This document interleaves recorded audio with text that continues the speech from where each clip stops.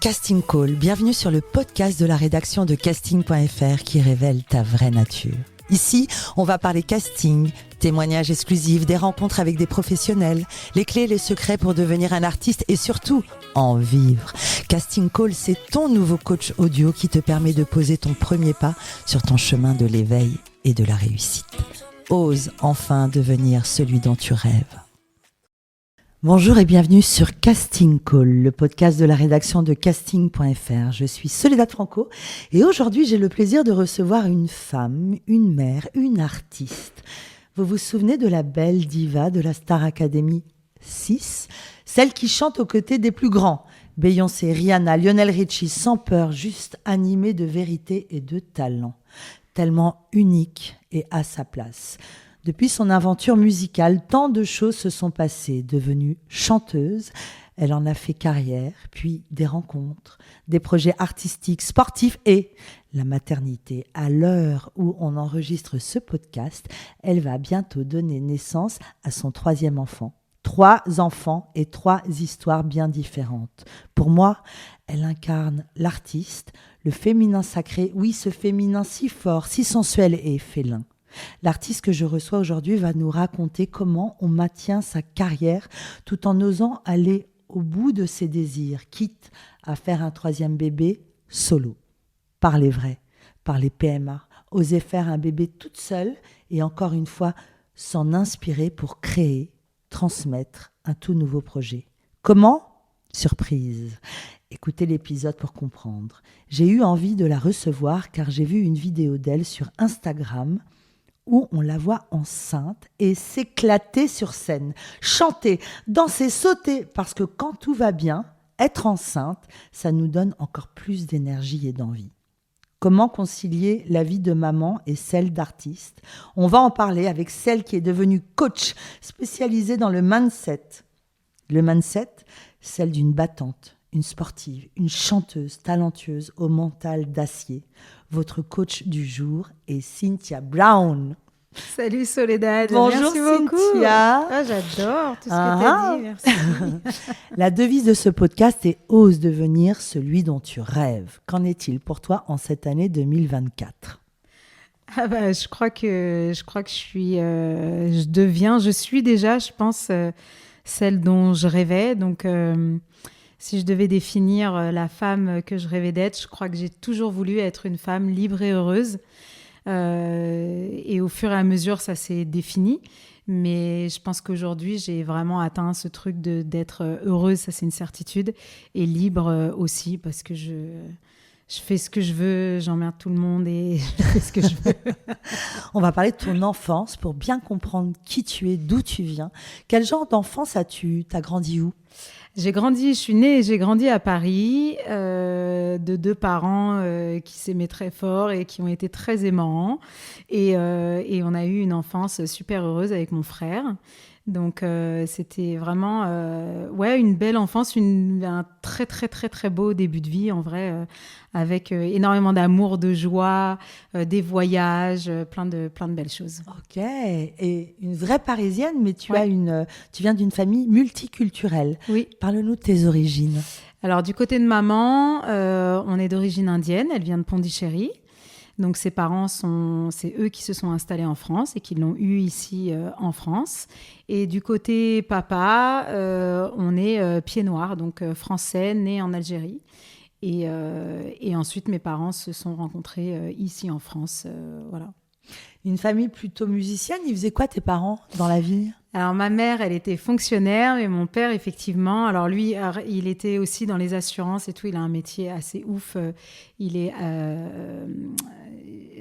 actuaire. Donc, vous irez chercher sur Google. C'est très compliqué. Je ne connais pas ce mot. Actuaire, ok. Ouais, il y en a très peu en France. C'est un métier de gens très intelligents. Oui, mon père est très intelligent. Mais il avait cette passion pour la musique depuis qu'il était petit. Et en fait, c'est une passion qu'il a un petit peu arrêtée, je pense, quand il s'est marié et quand il a eu ses enfants. Et c'est quand mon frère, lui, s'est mis à la guitare vers 9-10 ans que mon père a dit « Ah, attends, vas-y, monte ta guitare ». Et il a recommencé à faire quelques accords et puis très, très vite à racheter des guitares, à récupérer toutes ses partitions de quand il était jeune. Et c'est comme ça que moi, j'ai commencé à chanter, en fait, parce que mon frère et mon père partageaient un petit moment, des longs moments, parce que les garçons, ça aime s'amuser et aussi jouer de la musique pendant très longtemps. Et je me sentais un peu exclue, en fait. Et du coup, je me suis dit, attends, moi, je veux aussi faire partie du game.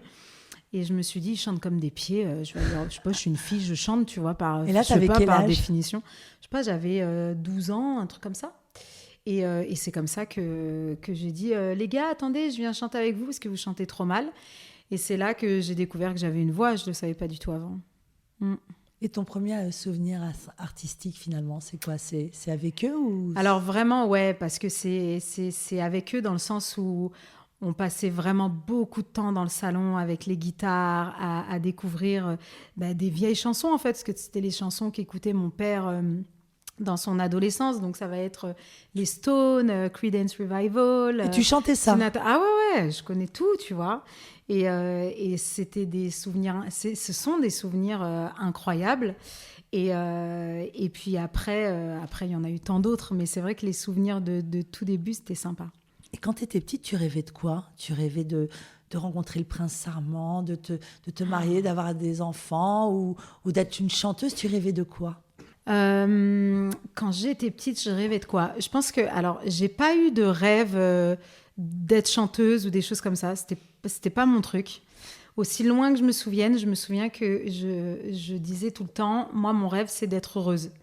Alors, je sais que ça peut paraître assez bateau, mais c'est vraiment quelque chose que j'ai en tête depuis... c'est le souvenir que j'ai le plus présent, en fait, où j'ai toujours voulu être heureuse. C'est-à-dire, je me suis dit, tous les jours de sa vie, il faut avoir accès au bonheur. Et je sais qu'il y a un truc aussi très bizarre, c'est que j'ai toujours rêvé qu'on dépose un enfant devant ma porte. Ouais, Ah c'est bon ? bizarre. Ouais, c'est chelou. Ouais, je sais, je suis chelou. Ouais. Mais t'as peut-être lu un livre. Mais grave. Au final, c'est arrivé. Mais c'est vrai que... T'as peut-être lu un livre où tu as vu... Peut-être. Carrément. C'est peut-être une histoire de... Ouais, quelque chose que j'ai lu, quelque chose que j'ai vu. Mais je me souviens...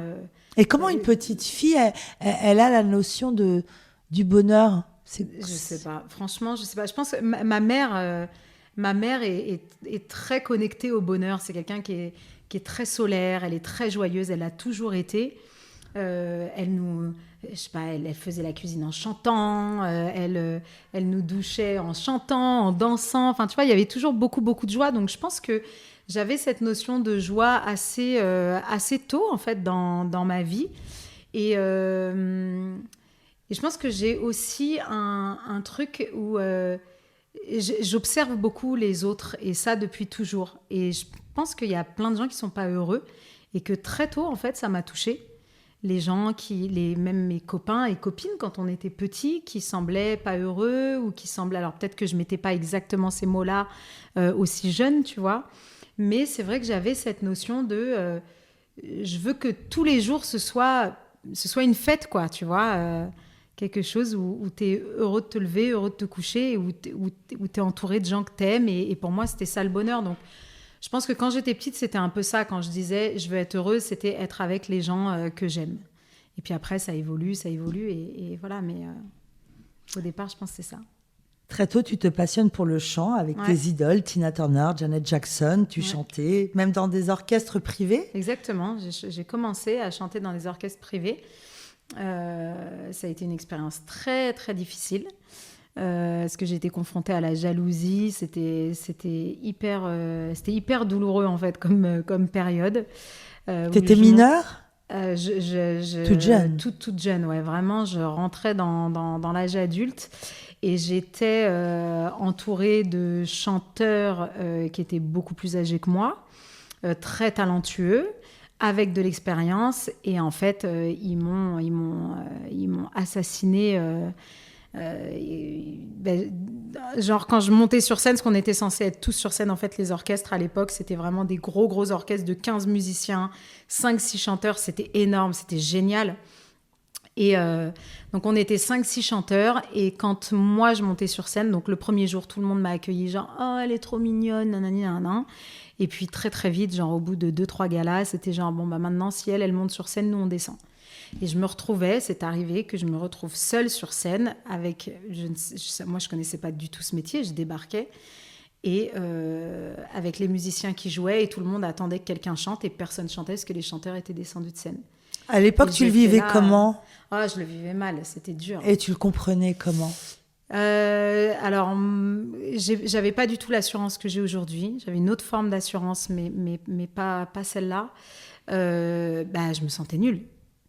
Je me disais, ils ont raison, je suis qu'une merde, je chante mal, cette je sais petite rien voix. Faire. Et avec le recul, aujourd'hui, en 2024, d'après toi, c'était pourquoi ? C'est de la jalousie, c'était trop de lumière. Le potentiel, le potentiel, la lumière, les trop possibilités. De talent. Ouais, peut-être, sûrement. En 2006, le public te découvre dans la Star Academy. Mm-hmm. La saison a été remportée par Cyril Sinelu, mais tu étais l'une des favorites, la diva Cynthia. Je m'en souviens, moi, encore. Tu étais si à l'aise sur scène. Raconte-moi comment tu débarques dans l'émission. Un casting, Ouais, c'est un casting de rue.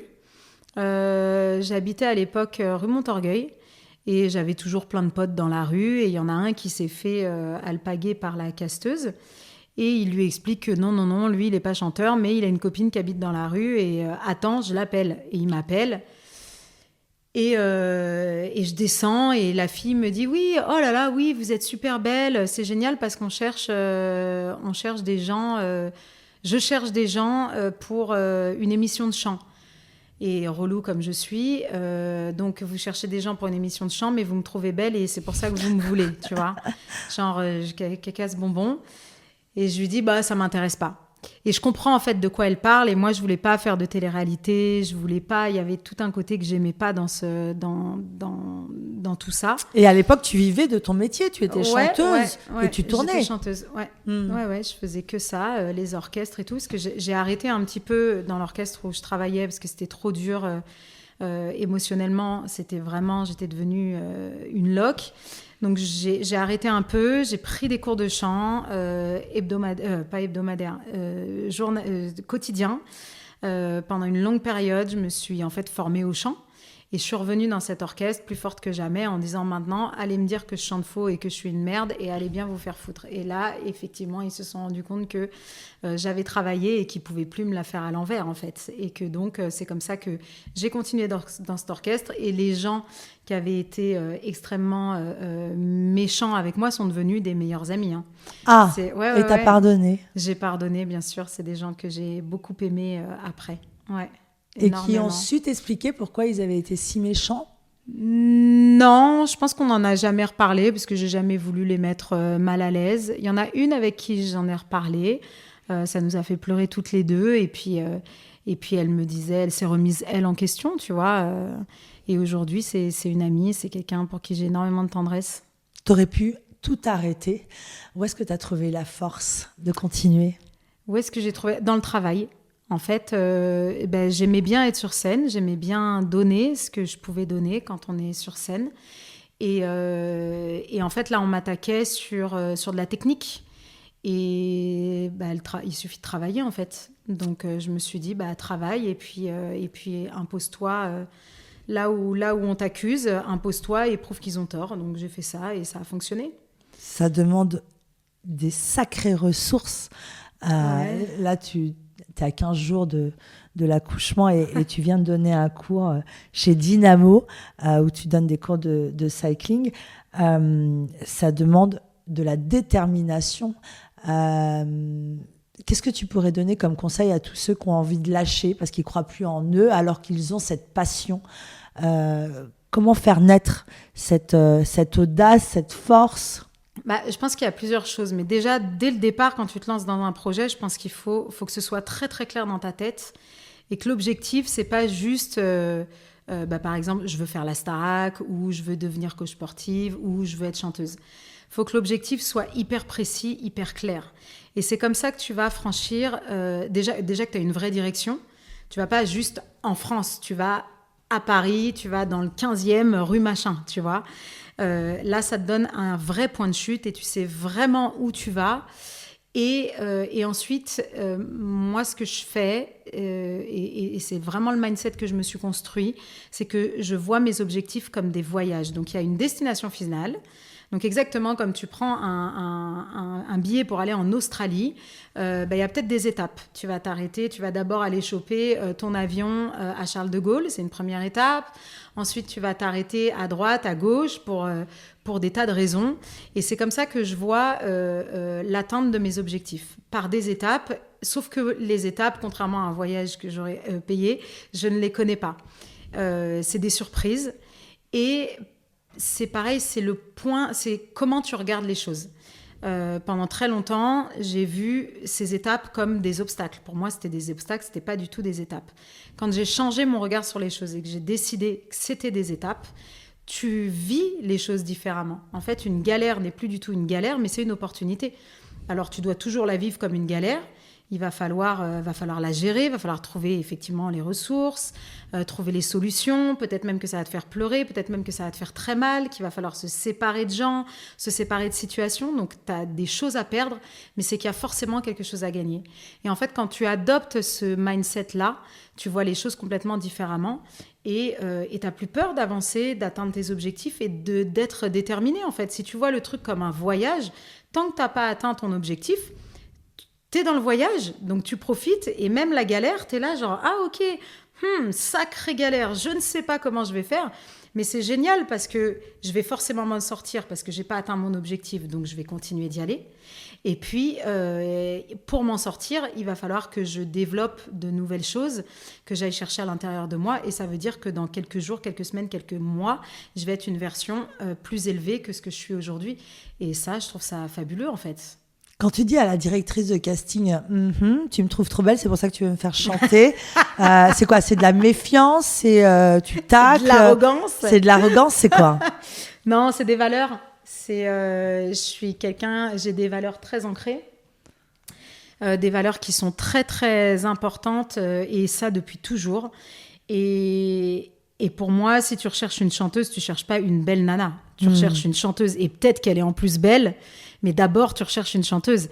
Et une chanteuse ou une danseuse, enfin, en plus, là, tu me parles d'art, ça s'invente pas, en fait. Tu deviens pas chanteuse en un clin d'œil ou danseuse en un clin d'œil ou peintre ou whatever, tu vois. Donc, si tu veux des chanteuses, va chercher des chanteuses. Tu vois, on m'a proposé aussi dans ma carrière d'être danseuse, mais c'était horrible parce que j'adore danser. Mais j'ai jamais pris de cours de danse. Enfin, à l'époque, j'avais jamais pris de cours de danse ou un ou deux pour m'amuser. Alors, je faisais de la danse classique quand j'étais petite, mais là, c'était pour de la danse, c'était pour être danseuse derrière des artistes en télé, etc. Donc, c'était plus du moderne jazz et tout. Moi, c'était pas mon truc. Sauf que oui, j'avais ce talent de pouvoir reconnaître facilement les morceaux, les intégrer. J'avais ce qu'il fallait dans le corps. Mais prendre la place d'une vraie danseuse, mais pour moi, c'était horrible. Et je me souviens que j'arrivais et j'étais là, je suis désolée, je suis pas danseuse, je vais danser, mais c'est elle qui a voulu absolument me prendre. Et après, j'ai arrêté parce que j'étais vraiment pas à l'aise avec ça, en fait, parce que j'avais vraiment la sensation d'avoir une appellation qui me correspondait pas et que tant que j'avais pas travaillé pour obtenir ce statut, encore une fois, tu vois, on revient un peu au travail, j'étais pas complètement légitime. Alors maintenant, j'ai quand même évolué un peu sur le sujet, hein, mais c'est pour ça vraiment que je pense que je réponds ça à cette dame à l'époque. Et puis je pense que j'étais fière d'être chanteuse, donc viens pas me chercher parce que je suis belle. Et aussi, puisqu'on est un peu dans un truc un peu psychologique, je t'ai capté, Soledad, où tu veux m'emmener. Je sens qu'elle veut m'emmener dans mes tréfonds, là.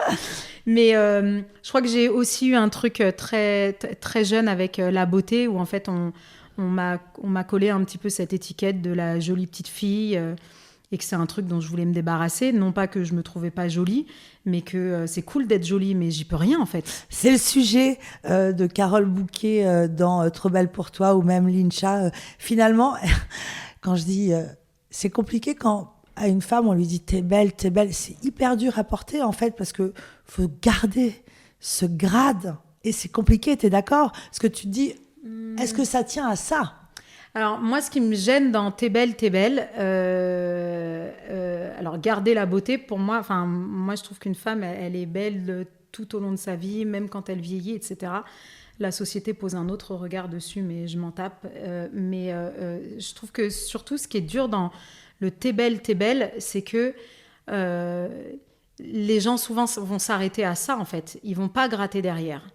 Et quand tu montres ce qu'il y a derrière, parce qu'il y a bien d'autres choses, enfin, c'est juste une vitrine que toi, tu vois même pas, en fait, parce que les autres profitent de ta beauté, mais pas toi. Toi, c'est le matin quand tu te laves les dents et le soir quand tu te laves les dents. Mais à part ça, c'est les autres qui profitent de ta beauté. Toi, t'es pas en train de te voir toute la journée, de dire « Waouh, putain, t'es canon !» Non, toi, t'es là avec tes qualités, avec tes compétences, avec tes envies à vivre ta vie. Et en fait, très, très jeune, j'avais ce truc-là de « Ok, mais je suis aussi intelligente ». Et je me souviens, j'ai une petite anecdote, si tu me permets, avec ma grande fille. On se baladait dans le quartier où j'ai grandi et je rencontre ma maîtresse de CM1. Donc, tu vois, en CM1, on a quoi? On a 9 ans. 9 ans. Ouais. Je rencontre ma maîtresse de CM1 qui me reconnaît tout de suite. « Oh, Cynthia, ça fait trop plaisir de te voir, mais que deviens-tu ?» Blablabla. Et je lui présente ma fille. Et elle me dit « Oh, bah dis donc, qu'est-ce qu'elle dit à ma fille? Oh là là, qu'est-ce que t'es belle ?» Elle fait « Oh, pardon, est-ce que t'es comme ta mère ou tu vas m'envoyer chier parce que je te dis que t'es belle ?» Et ma fille qui la regarde et elle dit « Ah, ta mère t'a jamais raconté ?» Parce que déjà à 9 ans, c'était la plus belle petite fille de l'école et on lui disait tout le temps, et elle nous disait tout le temps, mais arrêtez de dire que je suis belle, je suis aussi intelligente. et donc tu vois, ça vient de loin. Ça vient de loin. Ouais. Alors comment elle a fait, cette directrice de casting, pour te convaincre et que tu participes à la Star Academy 6? Eh ben écoute, elle m'a dit, non mais est-ce que tu veux bien boire un café, je t'explique, etc. Donc on s'est posé dans un café, on a discuté. Elle m'a expliqué qu'effectivement, c'était des chanteuses qu'elle cherchait, mais aussi avec des profils, des personnalités, blabla. Et elle m'a fait chanter. Elle m'a dit, ah, ça aurait été bien que je t'entende chanter. Est-ce qu'on peut monter chez toi ou aller dans ton hall d'immeuble? Ah, c'était vraiment à l'époque le casting sauvage détente. Ouais, casting sauvage détente, complètement. Ouais. Et on est au café comme ça. Et je lui dis, bah non, mais je peux chanter là. Elle me dit, mais non, mais il y a du monde. Je fais, ah bah oui, mais je m'en fiche. Elle dit, ok. Et là, je chante. Et donc, tu as tout le café qui s'arrête, qui regarde, qui applaudit et tout. Wow. Et c'était un super moment. Elle a pleuré. Et t'as chanté quoi? Qu'est-ce que j'ai chanté? Sacrifice de Anouk. Ok. Et du coup, elle m'a dit, ah non, mais là, franchement, mais c'est exactement ce qu'on recherche. Évidemment, comme une bonne casteuse, elle me dit, non, mais pour moi, t'es la gagnante. Tu vois, donc ça parle forcément. Et puis, je lui dis, écoute, voilà, t'as ce qu'il te faut. Maintenant, on verra. Et en fait, t'es pris dans l'engrenage d'une étape à une autre, tu te laisses embarquer. T'as chanté à côté des plus grands artistes. Ouais. Lionel Richie, Rihanna, Beyoncé, Laura Pausini, je le dis avec l'accent, Johnny Hallyday. Ouais, c'est vrai. Quelle est la rencontre qui t'a le plus marqué? Bah, honnêtement, elles ont toutes leur importance. C'est vrai que Johnny, surtout que maintenant il n'est plus, ça reste quelque chose de très puissant. Il était extrêmement gentil et bienveillant. Beyoncé, ça reste un truc de fou parce que c'est la queen au-dessus des queens. Donc ça reste un moment incroyable, inédit. Donc c'était fou. Rihanna, c'était chouette aussi parce qu'elle était pas complètement dans ses débuts, mais elle n'était pas non plus l'immense star qu'elle est aujourd'hui. Donc elle avait encore un petit côté un peu timide et tout. Donc tu vois, c'est chou. Enfin, j'ai des beaux souvenirs comme ça. Patrick Bruel, c'était génial. On a vécu un super moment.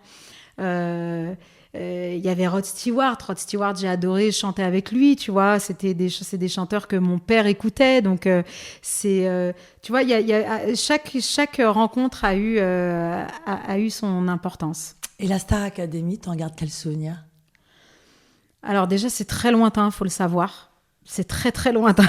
Ça fait quoi? Ça fait 18 ans. Enfin, tu vois, il s'en passe des choses dans une vie. Alors, je sais que quand on me voit, on va m'assimiler à ça. Mais moi, ma vie, elle a 18 ans de plus. Parce que tu as marqué oui, complètement. Cette année, tu l'as marqué, même si tu as terminé demi-finaliste. Ouais. Je me souviens, la diva Cynthia, tu étais partout dans les magazines, tu as fait les couves des magazines, ouais, ça a été vraiment... on t'a vraiment remarqué. C'est vrai. Et puis, tu as un visage, tes jolies dents blanches, un peu écartées, ton regard... t'en gardes quel souvenir ? Un souvenir, alors quand je suis sortie tout de suite, c'était difficile, c'était douloureux. Parce que l'enfermement, la compétition, c'est des choses qui ne me correspondaient pas. Moi, je suis très tribu, je suis très proche de mes parents, de ma famille. J'avais déjà ma fille à l'époque. Donc, avoir été séparée d'eux, ça avait été vraiment une épreuve. La compétition, c'est pas mon truc non plus. Alors, j'adore travailler et je suis prête à tout. Non, je suis pas prête à tout pour gagner, c'est pas vrai. Je veux bien gagner. Mais je suis pas justement prête à écraser, à faire des coups bas, je déteste ça. À te dénaturer. Ouais, complètement. Ça, je suis pas du tout prête à ça, à faire semblant, à me dénaturer, comme tu dis, c'est pas du tout mon truc. Et il y a quand même un petit côté comme ça dans la télé et dans cette émission.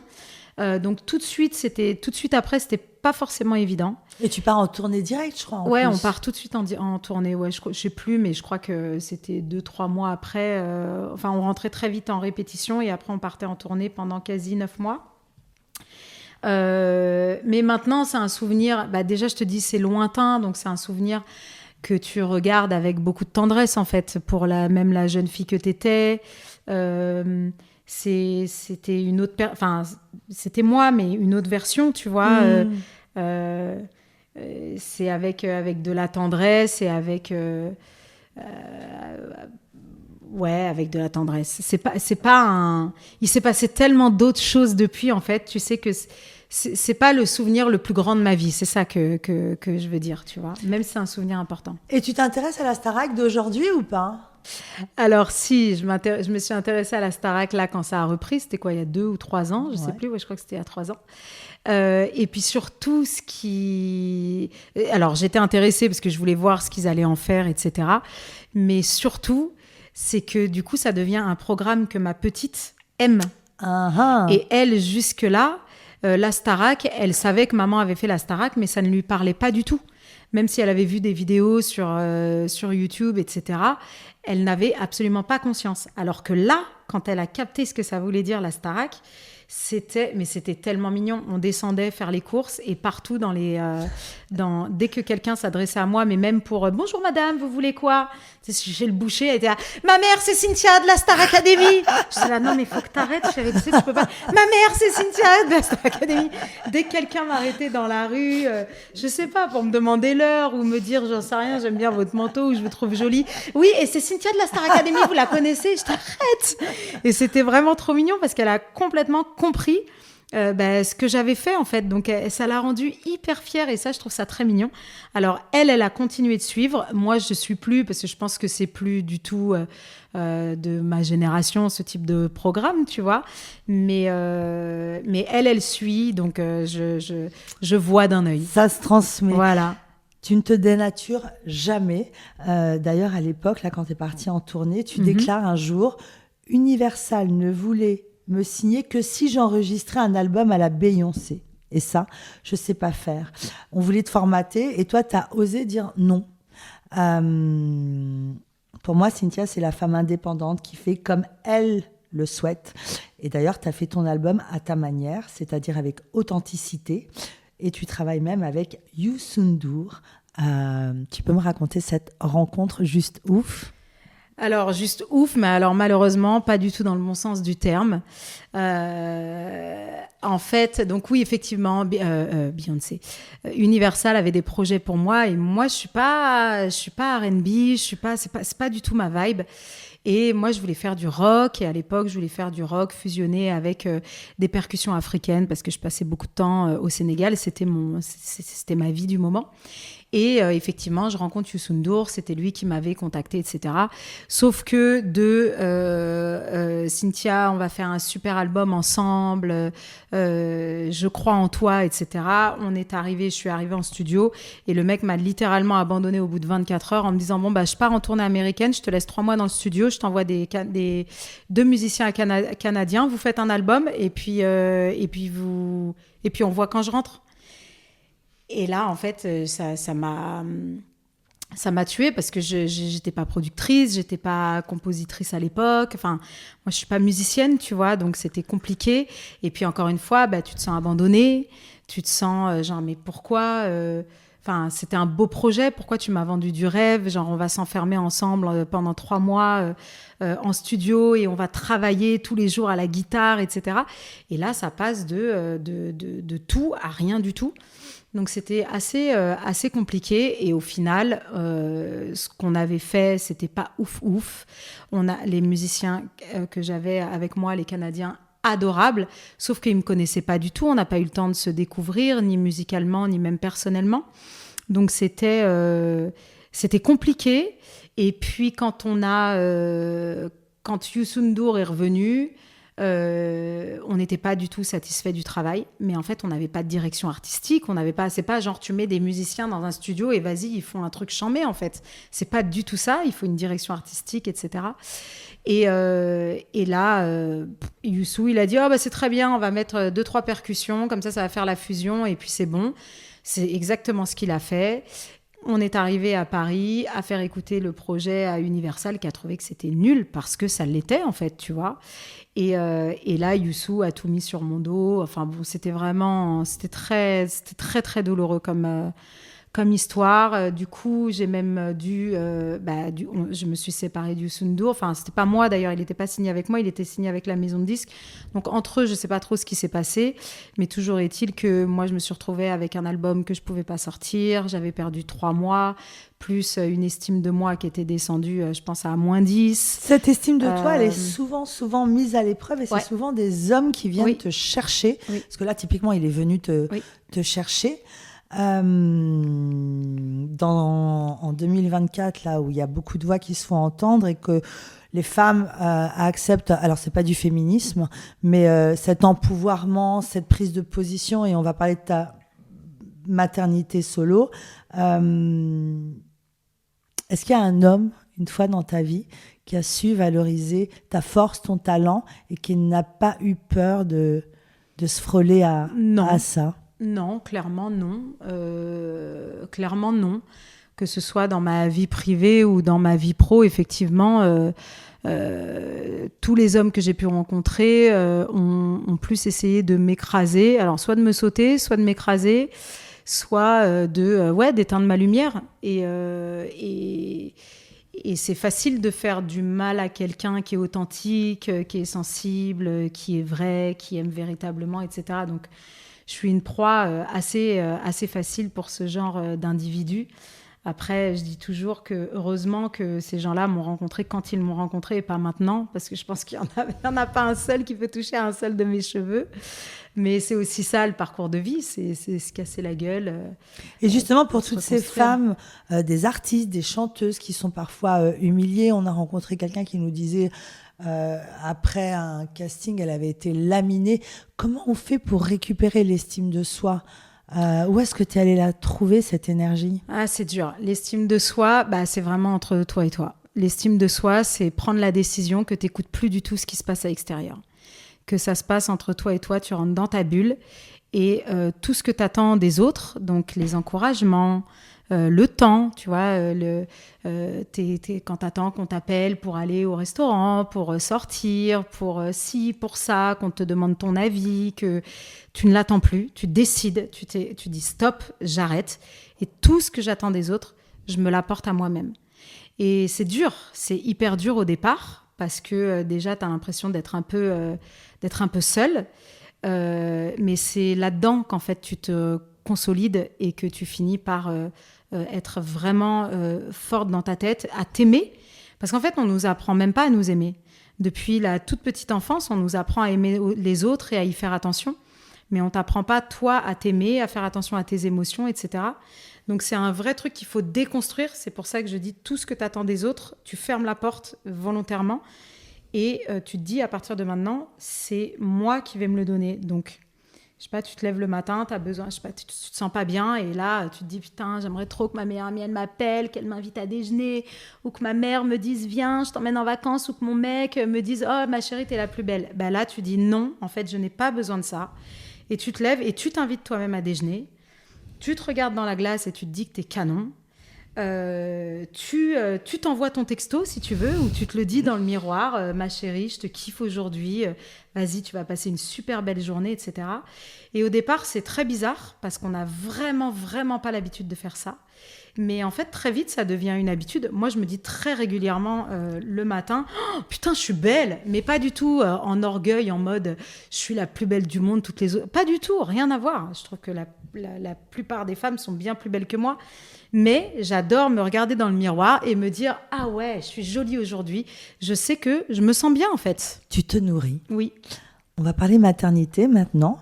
Entre-temps, avant la Starac et pendant ses productions et ses allées-venues, tu adoptes une petite fille. Qu'est-ce que ça a changé dans ta vie? Est-ce que tu veux nous raconter dans quel contexte ou pas? Ouais. Alors, donc je pars au Sénégal parce que je suis dans une relation qui va pas du tout. Et le seul moyen, c'est de fuir. De fuir, mais fuir vraiment. Donc, fuir le pays. Et donc, j'ai des amis qui partent au Sénégal et je dis, je viens. Mais genre, je sais pas, j'ai décidé le mercredi, on partait le vendredi. Donc, je pars au Sénégal. Et là, déjà, quand j'arrive au Sénégal, je pose les pieds sur le tarmac parce qu'à l'époque, on descendait sur le tarmac. Et là, je me mets à pleurer. Et je sens comme mes pieds qui prennent racine, tu vois. Et je me dis, waouh, c'est un truc de fou, cette sensation. C'était la première fois que tu y allais ? C'était la première fois que j'allais, mais je savais même pas où c'était le Sénégal, c'est te dire, tu vois. Je croyais même que c'était un pays uniquement touristique, enfin, tu vois. Donc, je débarque vraiment et j'ai cette sensation-là incroyable. Et je vis des super moments, etc. Et je rencontre un homme, mais qui, à ce moment-là, n'est rien du tout pour moi. C'est juste mon guide. Sauf que j'adore le Sénégal. Au lieu de rester une semaine, je reste 2 semaines. Je prends pas mon avion de retour. Et quand je pars au bout de 2 semaines, je suis en larmes. Et je dis, je reviens dans 3 mois. Et là, le guide me dit, ouais, tout le monde dit ça. Salut, à bientôt, tu vois. Et je rentre et dans la semaine qui suit mon retour, je prends un billet pour le Sénégal et je repars pour 2 mois. Juillet et août, j'invite mon petit frère aussi qui va venir passer 1 mois avec moi. Et quand je débarque pour l'été, je retrouve mon guide et là on se rend compte que en fait on est fous amoureux l'un de l'autre, donc on sort ensemble, etc. Et il m'emmène dans sa famille. Et dans sa famille, on débarque donc dans la maison familiale où il y a, on arrive dans l'après-midi, donc tout le monde fait la sieste et il y a une petite fille qui est sur le perron. Et quand elle me voit, donc elle dit il y a ma mère, il y a ma mère, il y a ma mère. Elle se lève, elle court dans toute la maison, il y a ma mère, il y a ma mère. Et là, tout le monde se dit oh là là, la petite elle délire, qu'est-ce qui lui arrive et tout. Donc ils sortent de leur chambre chacun. Et il me voit, il fait « Ah mais non, mais c'est Cynthia, c'est la copine de Papis. » Et Papis, c'est mon mari, enfin mon ex-mari. Et en fait, c'est parti comme ça. C'est parti comme ça. Elle avait 1 an et quelques. Et c'est parti comme ça. Et elle disait « Non, mais c'est ma mère, c'est ma mère, c'est ma mère. » Et en fait, moi, je me prends au jeu. Si je suis ta mère, t'es ma fille. Et en fait, il y a un truc tout de suite qui naît entre nous. Et c'était hyper rigolo parce qu'en plus, je suis l'une des premières femmes blanches qu'elle ait vues. Donc, elle avait peur de moi. Donc, t'es ma mère, mais tu restes à distance, tu me touches pas. Elle avait hyper peur. Donc, on a dû s'apprivoiser l'une l'autre. Elle parlait pas du tout français. J'ai dû apprendre le Wolof. Et c'est comme ça que vraiment notre relation est née. Ça a été quasi au premier regard. Et t'étais toute jeune en plus, tu avais quel âge? J'étais toute jeune. Ok, elle dit pas l'âge, c'est bien, j'adore. Je vais faire comme toi, maintenant ça suffit les conneries. Attends, je suis émue là, c'est absolument divin. Ouais, c'est une très très très très belle histoire qui nous a unis. Et en fait, moi je me prends d'amour pour cet enfant, elle se prend d'amour pour moi, on est vraiment tout le temps ensemble. Donc moi je continue de travailler en France et de faire des allers-retours en fait au Sénégal, donc j'y vais très régulièrement. Au moins 1 fois par mois. Et puis, à un moment donné, moi, je suis déjà à l'époque, j'étais une femme de conviction et une femme d'engagement. Et je dis, attention, moi, quand je dis que cette petite fille, c'est ma fille, c'est pas je suis la blanche qui paye 3 robes dans l'année et qui paye l'école. Si je dis que c'est ma petite fille, c'est parce que je le ressens dans mes tripes, dans mon cœur. Et je veux l'adopter. Et donc, j'en parle à la famille. Donc, sa maman était décédée en couche. Et donc, la grand-mère qui s'en occupait, en fait, m'a dit, oui, on te la donne en adoption si tu veux. Mais alors, par contre, nous, on ne sait pas du tout comment faire. Et donc, j'ai dû entamer des démarches. Ça m'a pris 4 ans. Pour entamer des démarches. J'avais pas l'âge de pouvoir adopter ni en France ni au Sénégal. J'avais pas les années de mariage parce qu'on venait de se marier avec mon ex-mari, etc. Donc c'était quasi impossible. De partout, on me disait « Non mais madame, n'importe quoi, c'est complètement ridicule. Et puis vous êtes trop jeune, faites des enfants vous-même. » Enfin des trucs mais abominables.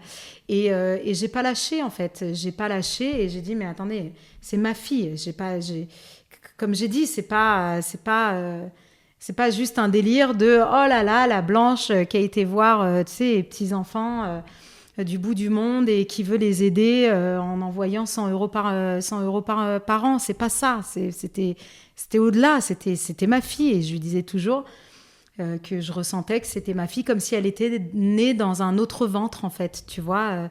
Mais qu'on était vraiment la mère et la fille. Et donc, je me suis battue contre le gouvernement sénégalais, contre le gouvernement français pour faire valoir nos droits. Et j'ai fini par obtenir l'adoption au bout de 4 ans. Au bout de 4 ans, ouais. Donc elle avait 5-6 ans. Ouais, elle est arrivée à 5 ans et demi ici. Ouais. Waouh, t'es une guerrière, hein. Il paraît. Il paraît. Quand tu me parles de cette connexion, Ouais. Quelle est ta relation justement avec, je ne sais pas si parler de, parce que tu es une coach mindset, on l'a bien compris, tu écoutes ton intuition, tes idées. Est-ce qu'il y a une connexion à, je ne sais pas, sans paraître un peu, mais à l'univers, quelle est ta démarche avec la spiritualité, ta relation avec la spiritualité? Alors, c'est quelque chose que j'ai découvert, je pense, peut-être un peu tard. Alors, peut-être que je le vivais avant, mais sans y mettre de conscience. Mais je pense que la spiritualité, c'est l'un des piliers fondamentaux du bonheur et de l'estime de soi et de la confiance en soi, véritablement. Et ça devrait être enseigné dès l'enfance. Je pense que c'est de ça qu'on nous déconnecte complètement et que c'est de là que partent un tas de problèmes. Et cette espèce de la spiritualité, en fait, alors connectée à l'univers, oui, mais ça, c'est chacun ses croyances. C'est pas des trucs dont j'aime trop parler parce que je veux pas. Je sais pas si j'ai raison, en fait, et je considère que la connexion de chacun est valable et légitime. Mais je pense que la plus importante des connexions pour chacun d'entre nous, peu importe d'où l'on vient, etc., c'est la connexion à soi, en fait, et à l'amour. Et que c'est ça qui se perd. C'est ça qui se perd énormément. Et que justement, comme on est élevé beaucoup dans la compétition, la jalousie, la peur de l'autre, la méfiance de l'autre, etc., on grandit, on devient des adultes qui sommes complètement déconnectés de cette notion d'amour, et à la fois pour les autres et pour soi-même, en fait. Et je pense que c'est là qu'il faut revenir. Le don suprême, on dit que c'est l'amour, et là tu fais preuve d'une écoute et d'une audace. Tu reviens en France avec ta petite fille, et tu stoppes tout ton travail et tu te consacres à ta fille. C'est ça ? À peu près. Donc tout ce qui est Starac, l'album, etc., ça part un peu à volo. Et je passe beaucoup de temps avec ma fille, mais je continue de travailler les week-ends. J'ai repris parce qu'il fallait que tu vives. Oui, voilà, parce qu'il fallait que je vive et que c'est moi qui gérais toutes les finances du foyer. Donc je travaille les week-ends. Je voyage un peu, mais c'est vrai que toute la semaine, je suis avec ma fille. Alors justement, pour toutes ces femmes qui veulent se lancer dans une carrière artistique, qui veulent être chanteuses ou même juste actrices, quand on sait qu'être actrice au théâtre, ça impose travailler tous les soirs, toutes les vacances scolaires. Comment on peut-on être une artiste tout en étant maman? Ça, alors, honnêtement, je ne suis pas sûre d'avoir la réponse. La réponse? Parce que, alors, je pense que c'est une histoire de priorité. Et attention, il n'y a aucun jugement dans tout ce que je vais dire, mais moi, c'est vrai que ma fille, c'était ma priorité. Alors, bien sûr qu'il fallait que j'assume la part financière, mais tu vois, j'ai eu des propositions pour intégrer des cabarets, etc., mais il fallait travailler tous les soirs. Bah, c'était non. Moi, je ne voulais pas, parce que je n'avais pas eu un enfant pour ne pas m'en occuper et pour ne pas passer mes soirées avec. Alors, je faisais les compromis des week-ends. Pourquoi ? Parce que je savais que les week-ends, elle allait être avec son père, avec mes parents, qui allaient avoir quelque chose de joyeux. Et puis, je partais, tu sais, le vendredi soir et je revenais soit le samedi soir, soit je partais le samedi matin, je revenais le dimanche matin. Donc, je partais 24 heures. J'arrivais, en fait, je négociais des tarifs assez élevés pour ne pas avoir à travailler trop et pour pouvoir être régulièrement avec ma fille. Mais c'est des choix, en fait. C'est des choix, c'est des priorités. C'est savoir où tu mets ton curseur. Moi, mon curseur, il a toujours été sur la famille en premier et advienne que pourra autour. Les castings, tu les as enchaînés. Donne-nous ton conseil. Comment tu te prépares à un casting? Comment décrocher le casting? Oh là là, Soledad, c'est des questions incroyables. Ça me ramène loin. Comment décrocher un casting? Je pense en étant le plus authentique. Alors, pour le coup, c'est vraiment quelque chose que je vis encore. Alors, plus du tout en mode casting, mais en mode prendre la parole en public ou, tu vois, donner un cours, faire une conférence, etc. Pour moi, c'est les mêmes paramètres et la même préparation. C'est être hyper authentique et justement, tu le disais tout à l'heure, ne pas se dénaturer. Plus tu vas essayer d'être quelqu'un d'autre, plus tu vas essayer de correspondre à ce que les autres veulent, plus tu vas te planter. Donc, vas-y tel que t'es. Alors évidemment, s'il faut être habillé comme ci ou comme ça, tu t'habilles comme ci ou comme ça, parce qu'il va falloir quand même orienter peut-être ton image. Mais dans ce que tu vas donner, il faut être purement authentique. Pour deux raisons. Déjà, parce que c'est là où tu es le meilleur. C'est dans ce que tu es profondément. Et la deuxième raison, c'est que si tu te plantes, tu t'es planté avec ce que tu es. Donc, tu n'as pas de regret à avoir, en fait. Tu ne pouvais pas faire mieux, tu étais toi à 100%.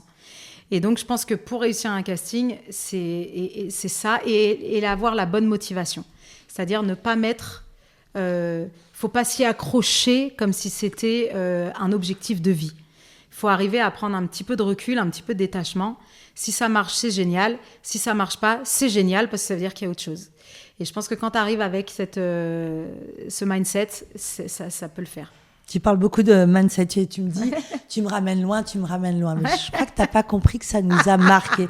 Mais c'est vrai que je te ramène loin et que tu as fait une reconversion professionnelle qui est le sport. La chanteuse devient coach de vie et de fitness, professeure chez Dynamo. Alors moi, je prends des cours chez Dynamo. Je peux vous dire, les mecs, accrochez-vous. Sur le vélo, on est dans le noir.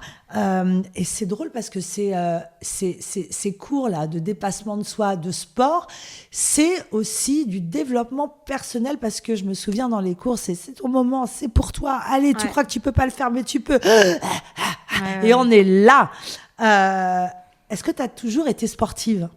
Pas du tout. Alors, quand je me suis lancée dans ma carrière de sportive, alors avant ça, donc je me suis formée au coaching de vie, donc au développement personnel. Et c'est un peu le développement personnel qui m'a amenée au sport. Et c'est là que j'ai ensuite passé mes diplômes. Mais alors, le sport, pas du tout. Moi, j'étais la fille la moins sportive du monde. Alors, j'ai fait de la danse classique quand j'étais petite et j'étais très douée. Mais après, j'ai arrêté complètement. À l'école, j'étais nulle en sport. Enfin, j'étais pas nulle. J'étais pas performante. J'étais une bonne élève, donc j'avais des bonnes notes, mais j'étais pas super performante en sport. Et c'est jamais quelque chose que j'avais aimé. Sauf que un jour, pour te dire tout, je suis mariée. Ça part en cacahuète complètement à la maison et je me retrouve dans une espèce de situation où soit je pète tout dans la baraque, soit je me dis il faut que je prenne des baskets et que j'aille courir. J'ai jamais couru de ma vie à cette époque-là et je me dis attends, j'aime bien mes meubles, je vais pas les péter, donc je mets mes baskets et je me casse courir. Je cours 10 minutes et je suis au bout de ma life. mais ça me fait un bien tellement dingue que je me dis, ok, à partir d'aujourd'hui, je vais courir tout le temps. Et tous les jours, je cours. Donc, je cours 1 minute de plus et puis je finis au bout de 3 mois à taper 10 km. Et à partir de là, j'ai plus jamais arrêté de faire du sport. Donc, la course, ça m'a saoulée. Donc, je suis passée à la corde à sauter, ensuite au yoga et puis ensuite, j'ai découvert Dynamo. Et puis, cette envie de me lancer dans le sport, en fait, parce que c'était complètement complémentaire avec le dev perso. Et vraiment, en plus, moi, dans mes cours, c'est vraiment ma particularité où j'apporte énormément de développement personnel. Il y a des vrais moments d'introspection. Moi, j'ai plein de clientes qui viennent me voir à la fin des cours en me disant, tu sais, grâce à toi, ça fait 2 ans que je vais plus chez le psy, j'ai pris telle décision, j'ai fait ça, j'ai fait ci.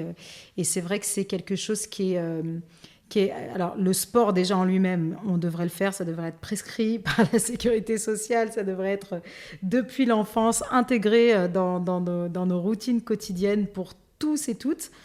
Mais c'est vrai que c'est indispensable pour être en bonne santé, mais aussi dans cette quête de connexion à soi et de connaissance de soi, le sport, c'est exceptionnel. Encore une fois, tu t'es formée, tu as fait des études, Ouais. tu as passé un diplôme. Ouais. Moi, ce qui me sidère dans cet échange et en ayant travaillé sur ton parcours, c'est cette capacité à renaître comme un phénix. Tu renais, tu renais, tu renais. Et il n'y a rien qui t'arrête. Des fois, je me dis, c'est peut-être tes origines algériennes, quand on connaît un peu. Non, j'ai pas d'origine algérienne. On est français. On n'a pas du tout de sang algérien. On est vraiment... français alsacien même carrément, Ok. tu vois, donc tu vois. Alors d'où elle te vient cette force ? Je sais pas, franchement, je sais pas. C'est vrai que en plus quand j'étais un peu plus jeune, je me disais, je sais plus, quelqu'un un jour m'avait posé une question genre si t'étais un objet, tu serais quoi ? Et je disais toujours une balle rebondissante. Ah, j'adore. Tu vois, parce que je rebondis quoi. Tu vois, il y avait ce côté, je rebondis. Et je sais pas d'où ça vient. Je pense que j'aime pas être au fond du trou et que j'ai compris assez rapidement que soit tu restes, soit tu te démerdes pour remonter, parce qu'en fait personne va te tendre la main, tout le monde est dans le même cas en fait, donc on n'a pas le temps d'aller tendre la main véritablement aux autres, donc démerde-toi en fait. T'étais pas sportive, tu deviens coach chez Dynamo. Ouais. Allez la voir dans un cours, vous allez voir, et c'est génial. Ouais. Parce que je connais quelques élèves qui deviennent addicts. Ah oui, on devient addict, ouais. Mais côté positif. Quel genre d'hygiène de vie tu as toujours eu ? Est-ce que tu as transformé ? Est-ce que tu as déjà fumé des clopes, bu de l'alcool ? Ouais. Oui. Rassure-nous, dis-nous. Non, j'ai pas toujours été super saine. Tu l'es aujourd'hui ? Oui, aujourd'hui. Super saine ? Oui. Parce qu'en fait, il y a un moment donné où c'était plus compatible avec le sport. Et encore une fois, tu vois, tout à l'heure, je te parlais de priorité, de où tu mets ton curseur.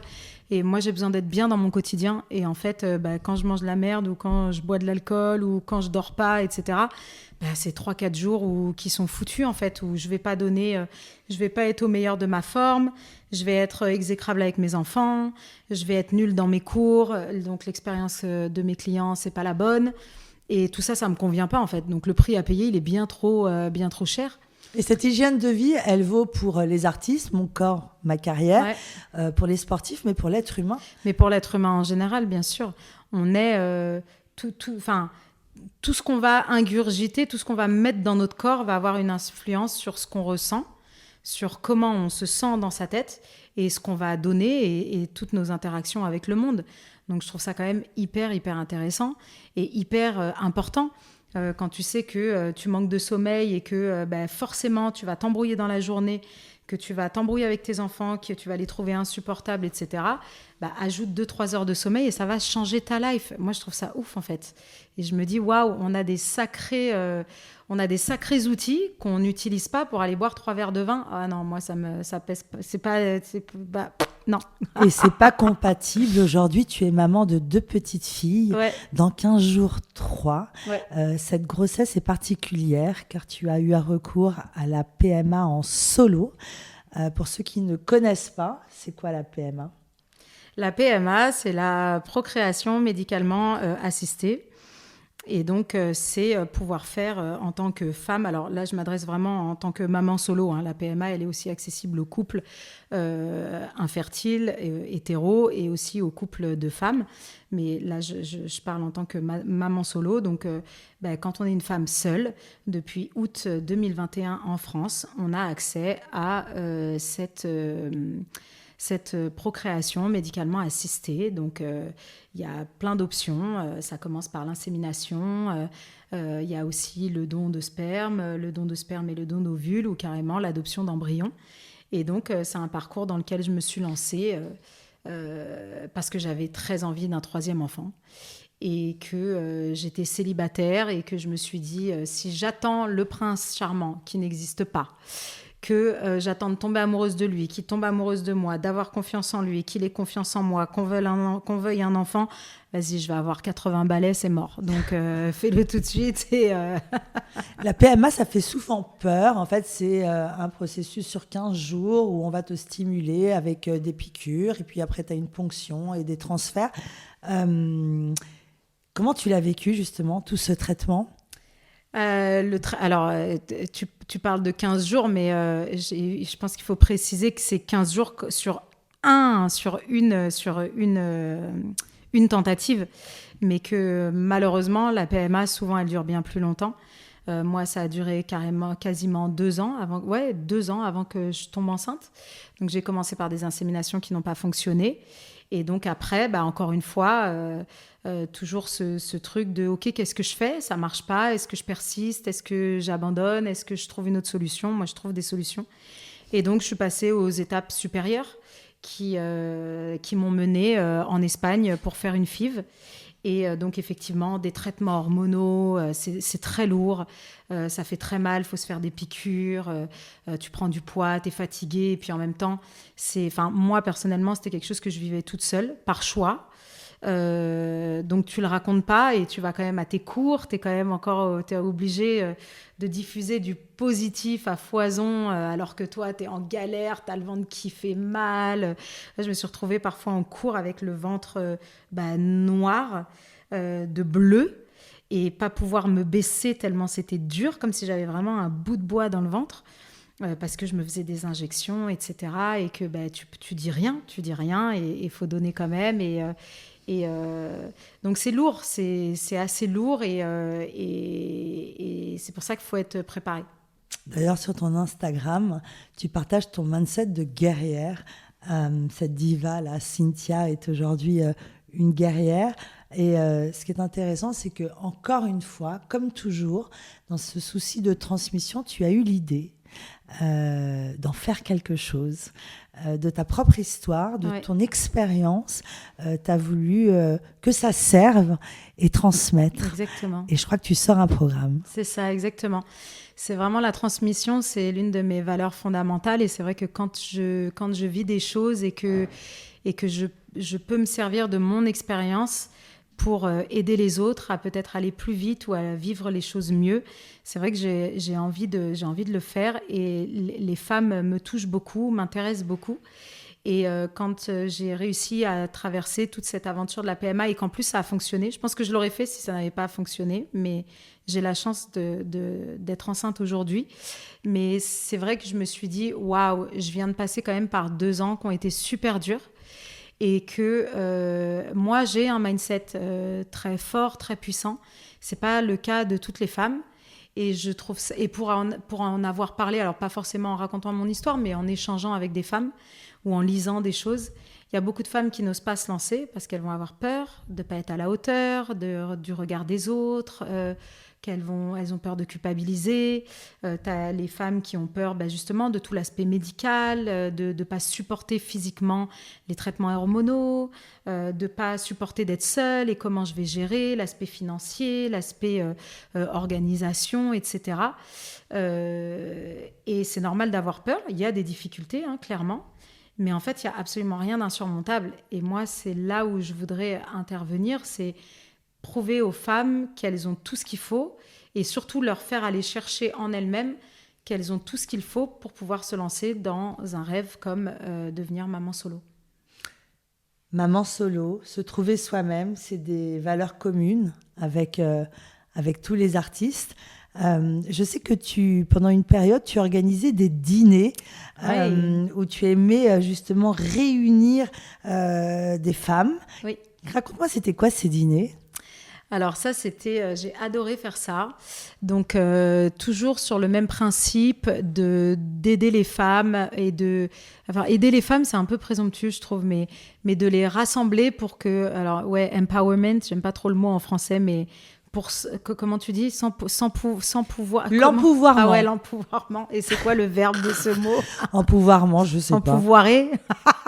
C'est très, très transmettre ou partager des expériences. Ouais. Et d'ailleurs, on voit de plus en plus de groupes. Moi, j'ai participé à tes dîners. Parle-en. Ouais, mes dîners, c'était vraiment très sympa parce que donc, c'est sur un coup de tête.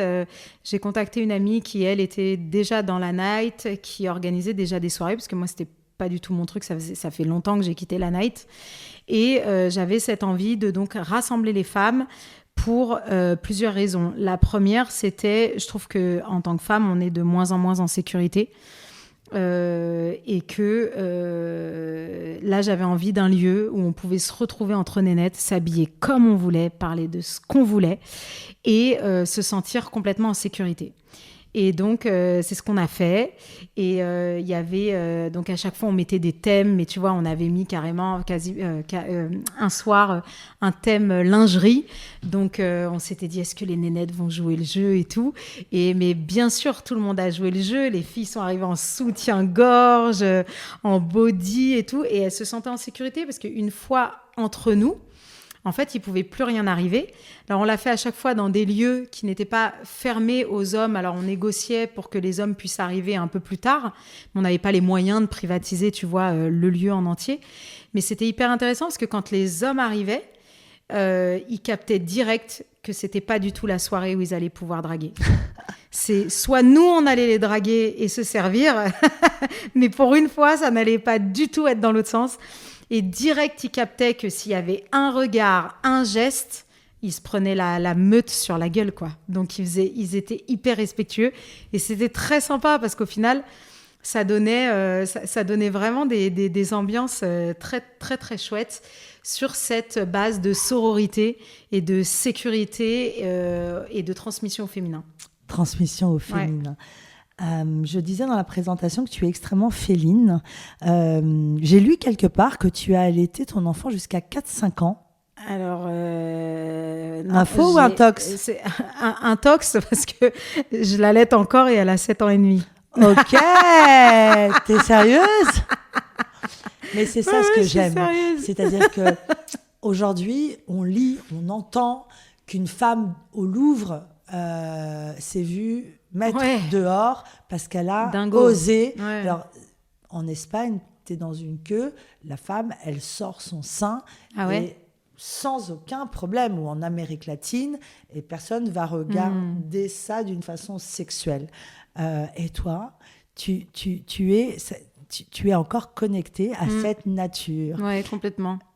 La nature qui a l'air de t'animer. Ouais. Moi, je suis très connectée, effectivement, à tout le côté naturel des choses. Je sais que les choses doivent arriver, je sais que des choses sont naturelles. Et l'allaitement, je n'y connaissais rien. Au départ, quand j'ai eu ma fille, je ne savais même pas. Quand on m'a dit tu vas l'allaiter ou tu vas lui donner le biberon, ça me semblait être une question, mais je ne comprenais même pas la question. Genre, je ne sais pas, moi, je sais pas, je vais lui donner à manger. Oui, mais c'est soit le sein, soit le biberon. Ah, ok, c'est pas la même chose. Bah non. Et tu vois, il a fallu que je m'informe, que je m'éduque là-dessus. Et au final, je me retrouve à 7 ans et demi d'allaitement. Je ne savais pas non plus que c'était possible. Donc, je suis passée j'allaite mon bébé, mon nourrisson, jusqu'à ses 6 mois. Et de 6 mois, je me suis dit, je vais aller jusqu'à 1 an. Et de 1 an, je me suis dit, je vais aller jusqu'à 2 ans. Et à 2 ans, en fait, elle voulait plus du tout arrêter. Et je me suis dit, arrivé aussi loin, on va partir sur un sevrage naturel. Mais c'était sans compter qu'elle aime trop ça. Et que donc, je me retrouve encore à l'allaiter. Et là, je suis enceinte très proche de mon accouchement. Là, je veux pas du tout qu'elle arrête, pour le coup, parce que j'ai vraiment envie de vivre l'expérience du co-allaitement. Je trouve ça fou d'allaiter ma fille de 7 ans et demi et un tout petit bébé, ça va être dingo. Mais par contre, je lui ai dit qu'il fallait qu'on arrête dans pas longtemps quand même, parce que là, j'en peux plus. On a hâte de découvrir le sexe de ce nouveau petit bébé qui arrive, qui va être accueilli par un clan de femmes, parce que mine de rien, tu as créé un clan. Qu'est-ce que tu dirais à la petite Cynthia, à l'enfant que tu étais et qui chantait dans le salon en famille? Ah là là là là là là, qu'est-ce que je lui dirais? C'est une bonne question. Ah, je lui dirais... Qu'est-ce que je lui dirais? Je crois que je lui dirais, écoute, tu sais quoi, on va te mettre que des bâtons dans les roues. Et c'est que pour éteindre ta lumière, ça n'a rien à voir avec ce que t'es vraiment. C'est que des gens qui ont des problèmes avec eux-mêmes. Donc, tu prends les bâtons, tu les enlèves et tu traces ta route. Merci Cynthia, hâte de découvrir ton programme et merci. Merci. Et on attend ce petit bébé avec impatience. Merci pour ce moment. Merci à toi Soledad, merci beaucoup.